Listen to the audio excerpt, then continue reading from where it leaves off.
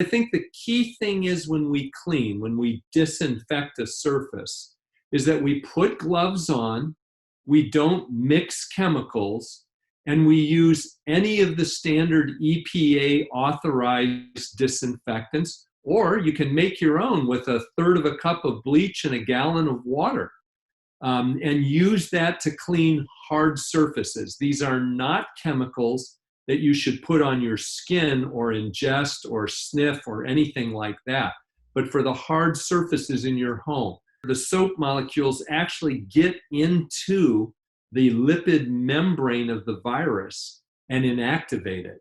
So you're on the one hand inactivating the virus, and on the other hand, physically removing it off the surface.